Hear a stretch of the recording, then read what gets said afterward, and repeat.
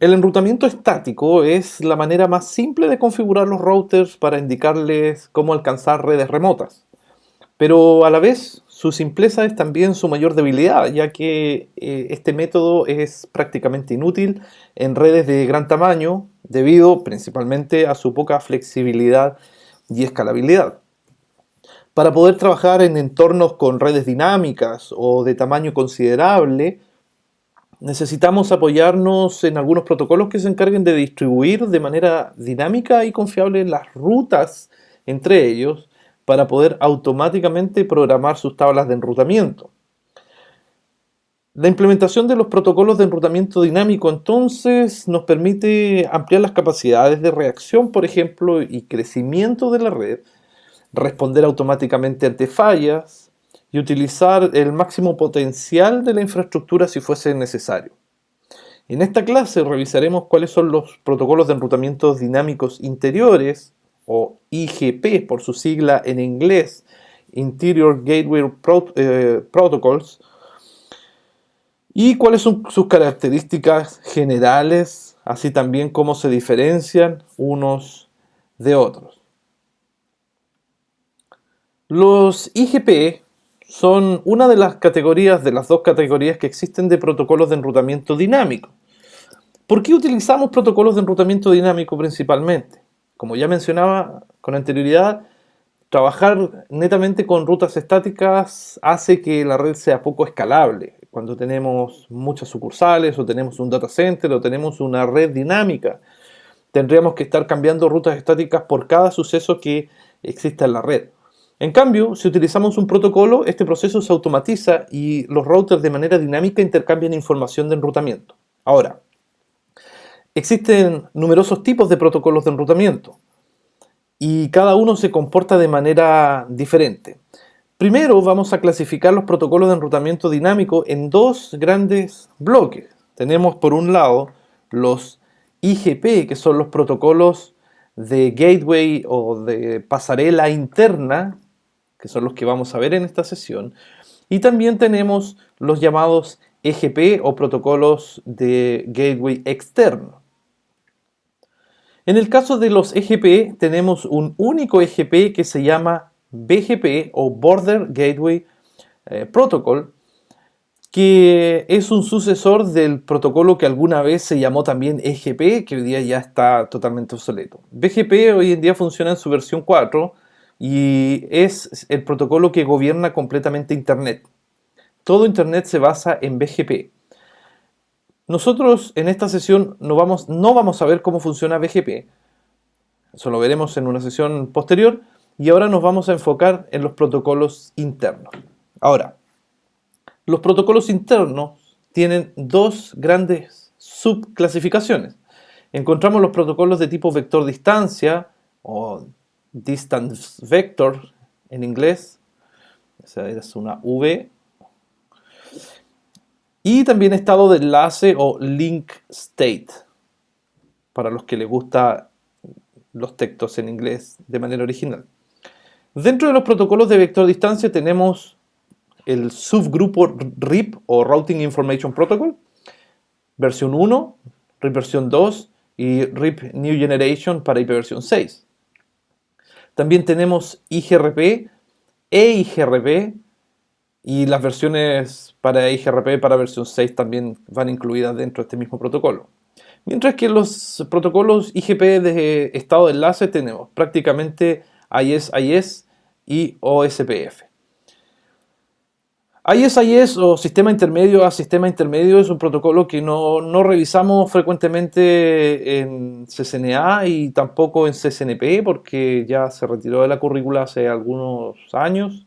En su momento sí estuvo, pero es un protocolo poco popular, por lo tanto nuestro énfasis va generalmente enfocado en comprender OSPF, IGRP y eventualmente RIP.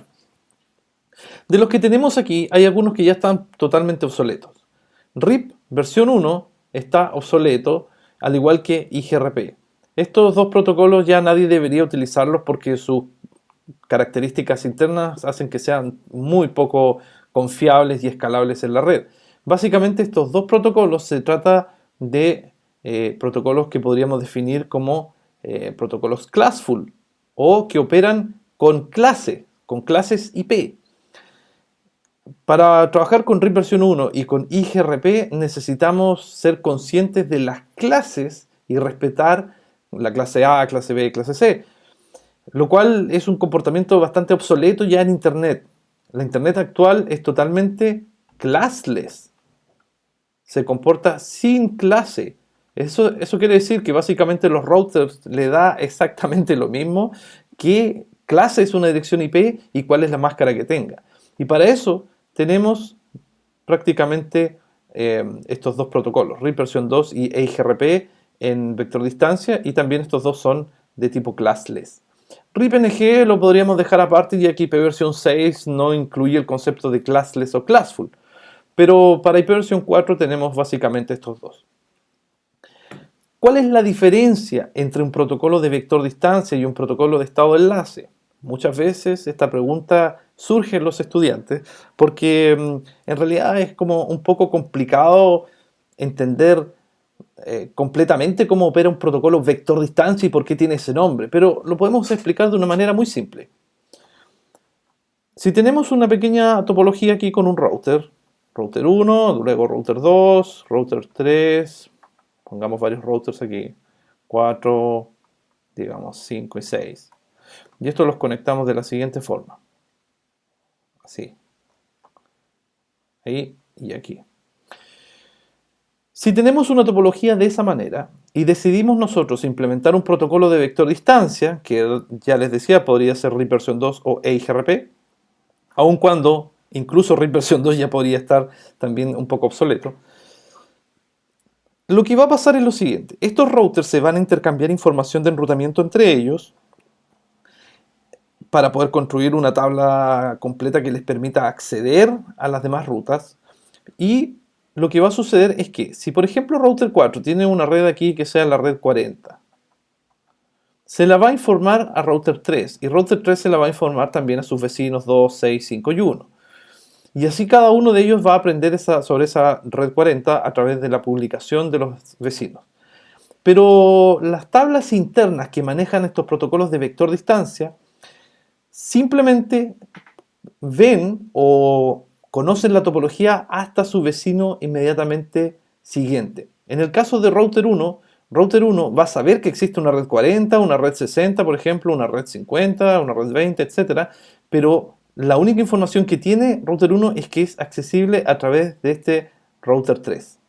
Ese es su campo de visión, si es que pudiésemos verlo de esa manera. En el caso de router 6, el campo de visión que tiene de la topología vendría a ser más o menos todo esto, ya que tiene dos routers conectados directamente, router 3 y 5, por lo tanto, router 6 solamente ve hasta sus vecinos conectados directamente. Router 3, al ser el router principal, tiene el campo de visión completo, pero router 4 solamente ve hasta aquí, ¿ya? En otras palabras, router 1 no tiene la menor idea de que existe un router 6. Solamente sabe que existe una red 60 que es accesible a través del router 3. Router 6 no tiene idea que existe un router 2 ni un router 4, pero sí sabe que las redes 20 y 40 son accesibles tanto a través de router 3 como router 5, que son sus vecinos directamente conectados. Esa es, yo diría, la característica principal de los protocolos de vector distancia. ¿En qué se diferencian entonces de los protocolos de estado de enlace? Si nosotros configurásemos esta topología con OSPF, por ejemplo, el campo de visión de router 1, que antes era hasta router 3, su vecino conectado directamente, ahora se extiende a la topología completa. ¿Por qué? Porque OSPF lo que hace, y los protocolos de estado de enlace también, como ISIS, lo que hacen es generar información de todas las rutas que existen en la topología. En otras palabras, estos routers tienen una vista completa de la topología de red. En los videos sobre OSPF podemos profundizar mucho más en este concepto, pero la idea es que ustedes comprendan que los protocolos de vector distancia tienen una visión limitada respecto a su vecino, mientras que link state o estado de enlaces ven la topología completa. Así que, en resumen, tenemos los IGP y los EGP Y los IGP a su vez se definen en dos grandes bloques, vector distancia y estado de enlace, y estos dos bloques se subdividen a su vez en protocolos de tipo classful y en protocolos de tipo classless. Hoy en día, una red bien configurada y optimizada debería decidirse solamente entre usar EIGRP o utilizar OSPF.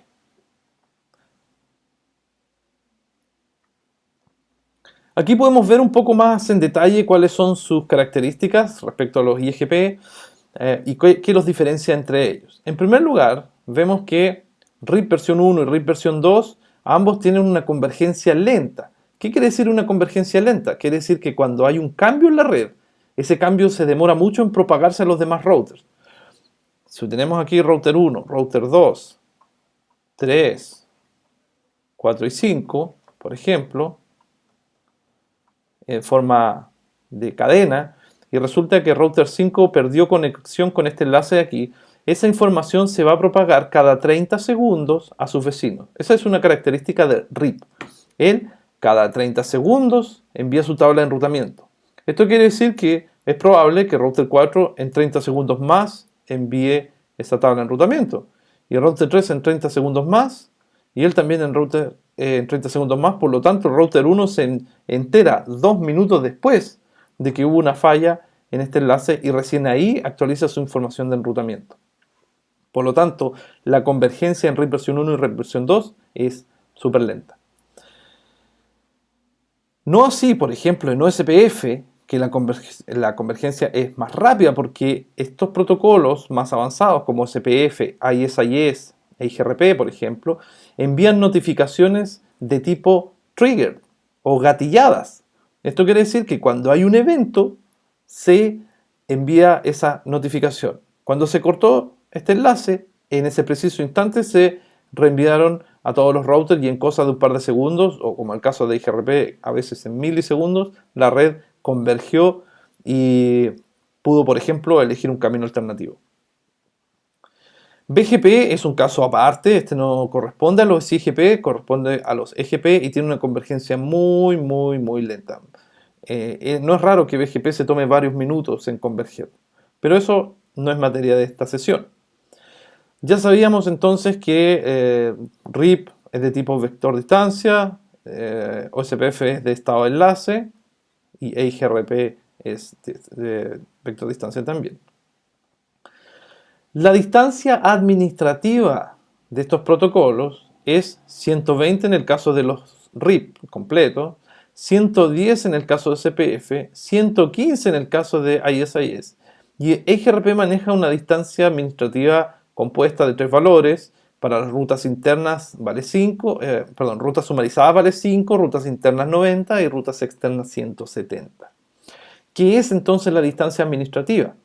Básicamente es un valor que utilizan los routers para discernir cuál es el mejor origen de una ruta en base al protocolo. Por ejemplo, si tengo aquí un router 1 que tiene 2 caminos a través del router 2 y 3 y este router se conecta con una red 10, por ejemplo, supongamos que el proceso de enrutamiento entre router 1 y router 2 es OSPF y este mismo router 1 con router 3 está ejecutando, digamos, RIP. Entonces, cuando venga la actualización de enrutamiento desde esta red de aquí hacia acá, router 2 va a enviar el mensaje al router 1 a través de OSPF, ¿sí? Y router 3 va a enviar el mensaje a través de RIP. Entonces router 1 va a decir, bueno, ¿cuál de los dos me conviene? OSPF o RIP. Mira su distancia administrativa y va a elegir la que tenga el valor más bajo. Mientras más bajo es más confiable. RIP vale 120 y OSPF vale 110, por lo tanto router 1 va a preferir la ruta a través de OSPF, es decir, este enlace de acá. Eso es todo. Internamente los protocolos de enrutamiento también tienen una métrica. Esta métrica es distinta en cada uno de los casos y para el caso de RIP se trata de el conteo de saltos, mientras que en OSPF y en ISIS funcionan con el ancho de banda, bandwidth, que a su vez convierten en un valor llamado costo. Y IGRP utiliza una métrica compuesta de varios factores como el ancho de banda, el retraso de la interfaz, la carga, la confiabilidad, etc. Vemos que de todo el listado que hay aquí, el único que no es classless es RIP versión 1. El algoritmo sobre el cual funciona RIP versión 1 es Bellman-Ford, mientras que OSPF y IIS utilizan SPF o Dijkstra, y IGRP utiliza un protocolo o un algoritmo interno que se llama algoritmo de actualización difusa, Diffusing Update Algorithm, que quiere decir dual en su sigla. La actualización de enrutamiento que envía cada uno de ellos, por ejemplo, RIP versión 1 y RIP versión 2, ya les decía, cada 30 segundos. La diferencia entre ambos es que RIP versión 1 envía los mensajes en modo broadcast y RIP versión 2 en modo multicast. ¿Cómo podemos explicar esto? Si tenemos un router aquí conectado a un switch, por ejemplo, y tenemos otro router aquí, router 2, router 3, y esa misma red tenemos un PC y otro PC, es una topología un poco rara, pero para el ejemplo vale. Si usásemos RIP versión 1, la actualización de router 1 iría en modo broadcast a todos los dispositivos. Llegaría a router 2, llegaría a router 3, también llegaría a los dos PC, aun cuando los PCs no tendrían por qué recibir una actualización de enrutamiento. Entonces se convierte en un protocolo muy poco eficiente. Le hicieron algún par de mejoras a RIP versión 2 y dijeron, bueno, vamos a utilizar multicast mejor, y al conectarse a la IP 224.0.0.9, en realidad ese mensaje multicast ahora va destinado solamente a los routers que ejecutan RIP, no así a los demás PCs de la red.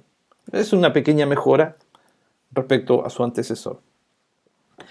Tanto OSPF como IIS y IGRP utilizan actualizaciones de tipo gatilladas, que ya les decía que es cuando sucede un evento, ¿ya? Y adicionalmente en estos protocolos se utiliza una actualización parcial. ¿Por qué parcial? En RIP no basta con que se envíe esta actualización cada 30 segundos y que más encima sea broadcast en el caso de RIP versión 1, sino que además cada 30 segundos se manda el total de la tabla de enrutamiento. Si este router tiene 100 rutas, las 100 rutas se publican aquí y esa información va de router en router, aun cuando, por ejemplo, router 3 tenga la misma información que ya está recibiendo, que no sea necesario actualizarla, pero RIP se la envía igual.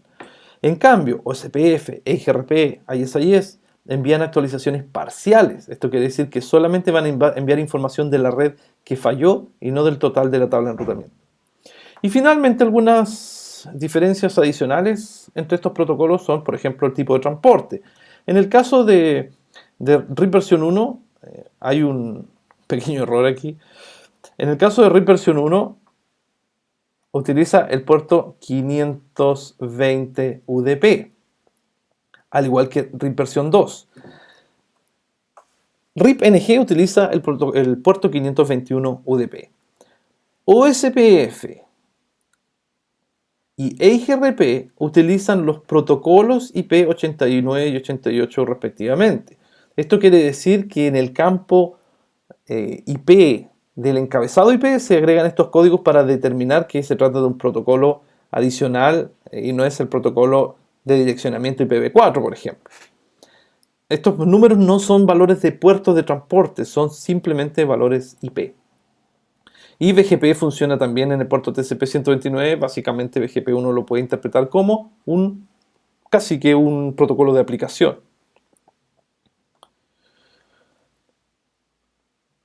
¿Por qué existe la diferencia entre IGPs y EGPs, por ejemplo? ¿Cuáles son los protocolos internos? ¿Por qué se llaman internos? ¿Y por qué existen los externos? Si nosotros pudiésemos ver cómo está compuesto Internet, en realidad Internet hoy en día está compuesto de cientos de miles de distintos sistemas autónomos. ¿Qué es un sistema autónomo? Un sistema autónomo es una red de administración común. Algo así se define en cualquier libro. En términos más simples, ¿qué puede ser esto? Por ejemplo, podemos tener una empresa proveedora de hosting que tiene 4 routers, ¿ya? Y ellos tienen esta infraestructura, internamente tienen esta disposición de sus redes, por ejemplo. Mientras que tenemos otra empresa que puede ser un proveedor de servicios de Internet, un ISP. ¿Ya? Lo vamos a llamar ISP1. Este lo vamos a llamar Web Hosting 1. Y podemos tener, por ejemplo, una pequeña red aquí que corresponda a una universidad. Y acá tenemos una empresa X, ABC. Da lo mismo. Estas comunidades de router en Internet se llaman sistemas autónomos porque cada uno de ellos toma decisiones independientes y autónomas respecto a cómo trata sus redes. Por ejemplo, en el caso del web hosting, el administrador de este hosting puede decir, mira, sabes que yo voy a implementar RIP versión 1 y voy a cablear de esta manera mi topología. El administrador del ISP1 le puede decir, oye, pero ¿acaso estás loco? ¿Cómo se te ocurre hacer eso? Este protocolo es muy antiguo y vas a tener una serie de problemas. Pero el administrador del Web Hosting 1 le puede decir, ¿sabes qué? Ese es mi problema, tú no te metas, yo veo cómo administro mis redes. En cambio, ISP1 puede ser un poco más estudioso y tal vez tiene una suerte de OSPF funcionando acá adentro. Mientras que la empresa ABC tiene EIGRP y la universidad también tiene OSPF, por ejemplo. Entonces, dentro de los sistemas autónomos funcionan los protocolos internos. Por eso se llaman internos del sistema autónomo. ¿Cómo conectamos los sistemas autónomos? Los hacemos a través de un protocolo de tipo EGP. Ya sabemos que el único vigente hasta ahora es BGP. Se utilizan sesiones BGP para intercomunicar los distintos sistemas autónomos y se publica información relevante solamente a los demás sistemas y se oculta la información que es privada. Por ejemplo, este web hosting aquí puede tener un par de servidores que están en la red 200, que tiene direccionamiento público, ¿cierto? Pero acá internamente tiene las redes 10. Entonces, a lo que le interesa a este web hosting es publicar este bloque a los demás para que ellos puedan acceder a los sitios web que están ahí almacenados, pero no le interesa publicar información interna. Y eso lo hacen en los routers de borde, que son, por ejemplo, este de aquí, este de aquí, este de aquí, a través del protocolo BGP. ¿Ya? Aquí, si la universidad 1 quiere comunicarse con la empresa ABC, tiene que pasar por la red del web hosting 1, luego por la red del ISP y luego llegar aquí. A menos que entre estos dos establezcan algún tipo de vínculo comercial y levanten estas topologías. Esa es la gran diferencia entre los IGP. A nivel conceptual, eso es todo lo que tenemos que saber por ahora. Y en los capítulos siguientes vamos a ir ingresando uno a uno en los protocolos que nos interesan. Puntualmente estamos hablando de OSPF y EIGRP. Espero que les haya servido esta explicación y nos vemos en el siguiente curso.